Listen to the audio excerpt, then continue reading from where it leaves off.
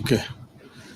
Ladies and gentlemen of the press, this is a statement on the urgent need of actions to protect integrity of Kenyan exams and certificates.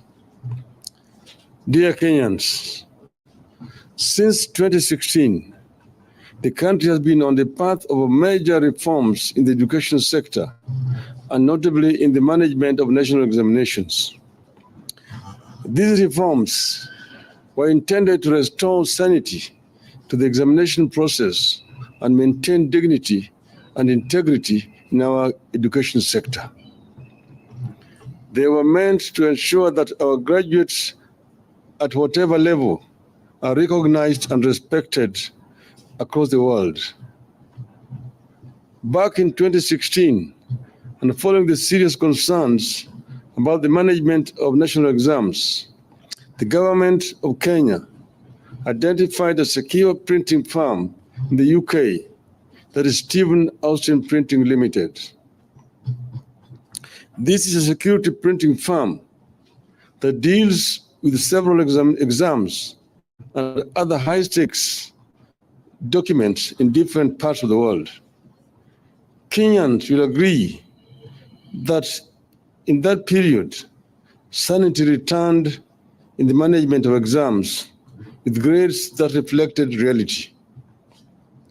We have established that early this year, the Kenya Kwanza administration suddenly and abruptly stopped this contract just because the UK company refused to give kickbacks. Without following any legal procurement processes, due diligence procedures, and attention to examination timelines, the Kenya Kwanza administration awarded the KCPE and the KSE exam printing contract to a politically correct local company based on Mombasa Road in Nairobi. The government was advised that the Mombasa Road-based company did not have the capacity to print the exams and also ensure its security and integrity, especially on such a short notice. Nobody would budge because there were kickbacks involved. We are aware that the Mombasa Road company then had to outsource the exam printing services from a company based in India, where the exams were printed in a hurry. We are also aware that the UK firm, whose contract was cancelled, declined to provide codes to the many layers of security that had been encrypted to safeguard the integrity of both KCPE and KCSE. We believe this process of sudden change of printer, hacking the exam system, and having them printed on a short notice are responsible for the disaster you have witnessed with respect to KCPE. The situation was worsened by the fact that in return for kickbacks, the procurement for relaying the results to the public using the short code 40054 was also taken away from the regional provider and awarded on short notice and corruptly to a company that does not have the capacity to handle the same. This led to the mess where the results received expensively using the short code was different from the one on the Kenya National Examination Council portal and sent to schools. It led to what NEC has called misalignment of marks and grades. Grades in science and social studies, as well as religious studies, were truncated. The route saw the KCPE candidates get graded for subjects they never set for. It saw an entire class score same grades in science in one school. The system deployed could not produce the plus and minus signs. What a shame. Consequently, For the first time in our country, some children are in court seeking to establish their true grades, while the Education Ministry is admitting students to Form 1, including those still challenging the marks they were awarded. This impunity and corruption that is messing up the future of our young children is sanctioned from the highest offices in the land. We can today disclose that the mess in KCPE started as a tender war pitting various senior officials in the Ministry of Education against each other before eventually being taken over by an official much higher up in government. The hunt for quick money has now taken the Kenya Kwanza entrepreneurs from petroleum products and edible oils to exams. It has messed up the 2023 KCPE and will likely find its way into KCSE, whose marking is currently underway in a tense and uncertain environment. Over the decades, Kenya has had a reputation of a credible and trustworthy education system that culminates in very rigorous, fiercely competitive, but eventually credible examinations and certificates. Today, this respect for our education, in particular our exams, is under serious threat. Kenyans are very much alive to the challenges that have been facing the integrity of our exams in recent years.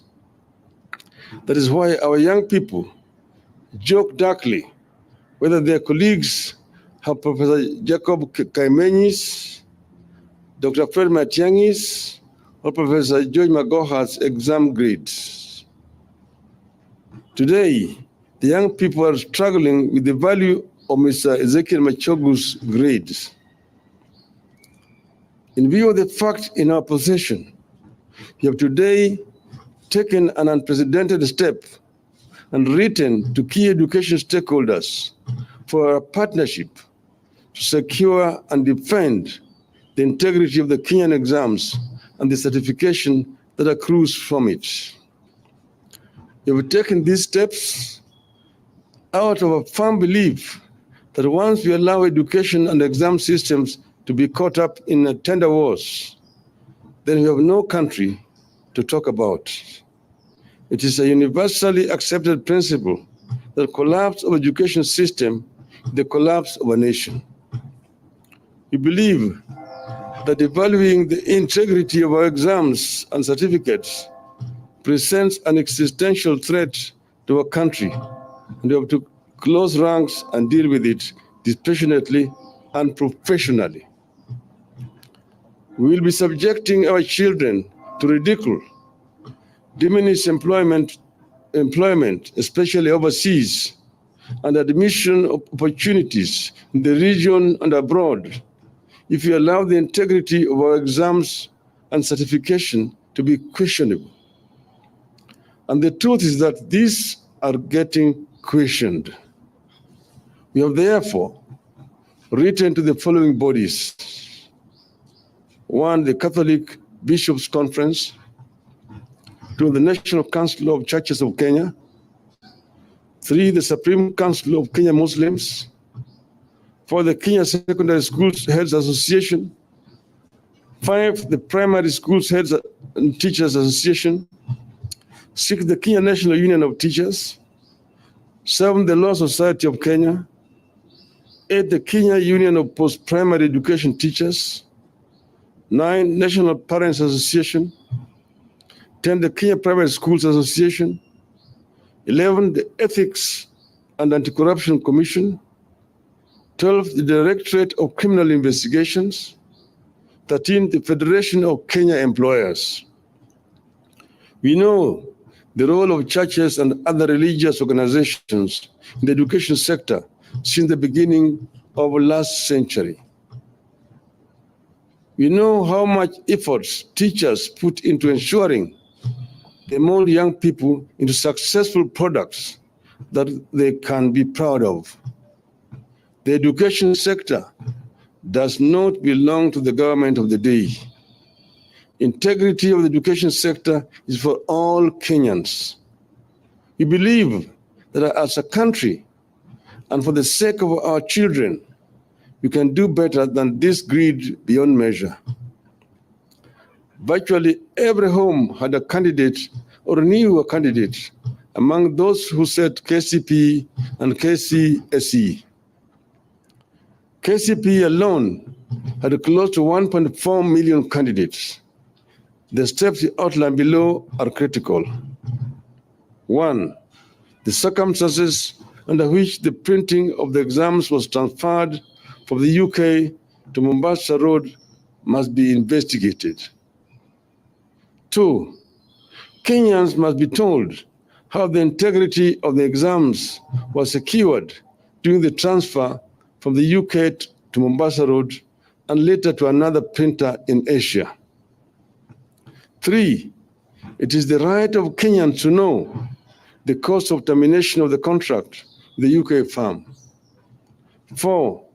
Kenyans must be informed of how the Mombasa Road firm was identified and awarded the tender and if procurement laws were followed. 5.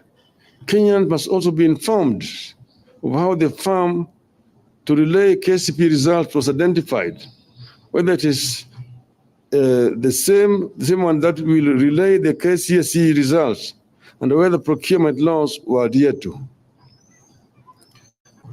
Going by the fate of Auditor General Margaret Nyakango, we believe political interference will not allow EACC and DCI to deal with this matter, but to put this issue to the agencies as a matter of public record.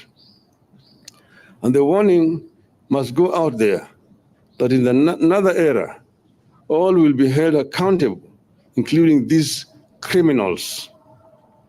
It is our position that the stakeholders together, headed by the Catholic Church or any other group that stakeholders can agree on, and get to the bottom of the mess building up in our exam management.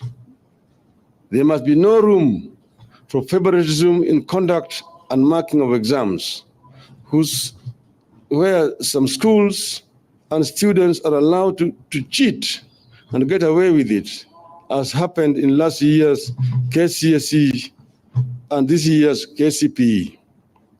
Sanity, integrity, and dignity must return to exams. The buck stops with His Excellency, Mr. William Ruto. It is our firm belief that mega corruption in billions cannot happen without the complicity of the top. Whether it is 17 billion shilling in oils or billions involved in the poisonous cooking oil, we know the dynamics of how government operates. The CS, the PS are small fries. The buck stops with Mr. Ruto. End of statement.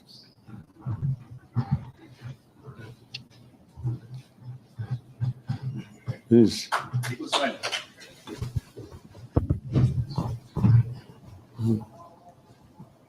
Question?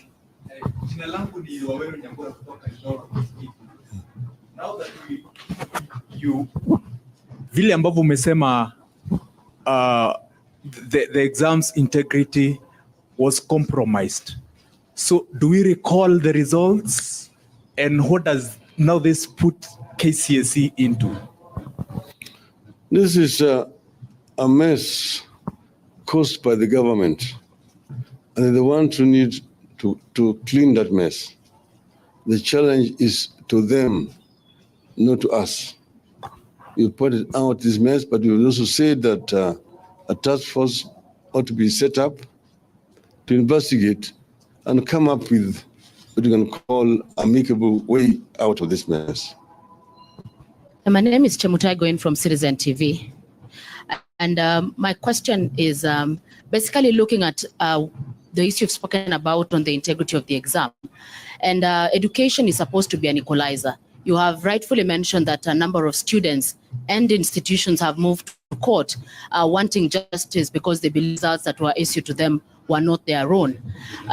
In the event of the ministry, as it is ongoing with the process of placement, does not allow these students, in the interest of public justice and especially for the children, do we see a point where you may seek to be enjoined in trying to get justice for them?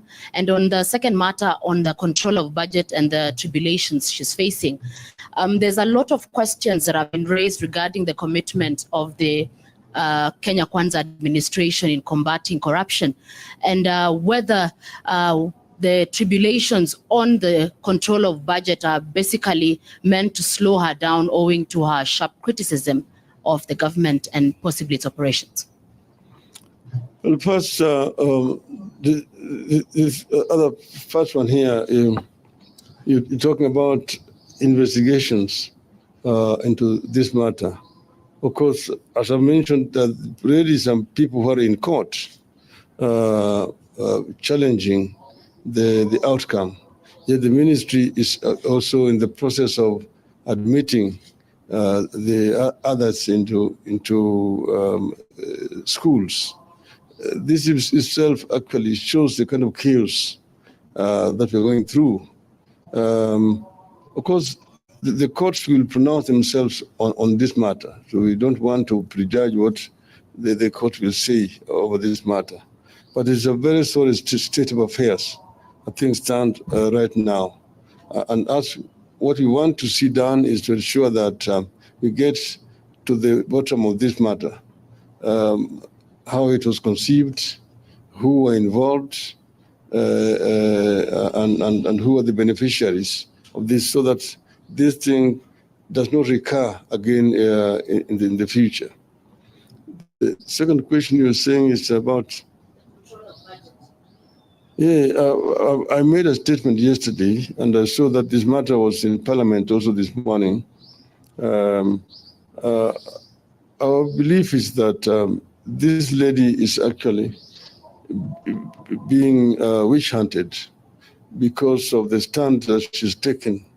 Because recently, when she appeared before the bilateral team at Bomas and talked about inflation of salaries, that her own salary had been inflated in the budget more than 3 times, basically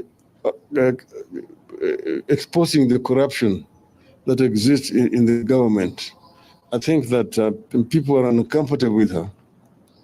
They want to get rid of her from that office, because you're talking about something that happened 80 years ago. The ECC is the one which is prosecuting. She was interviewed and appointed, and before somebody is appointed to a position like that one here, he must get actually a certificate of clean conduct from ECC. Is one of those bodies. Why now? Did they not have those records at that time? Why is it that now that they all of a sudden have come up over this issue? So this is basically just a witch hunt. They want to smear her name so that they get rid of her. But she's a holder of a constitutional office.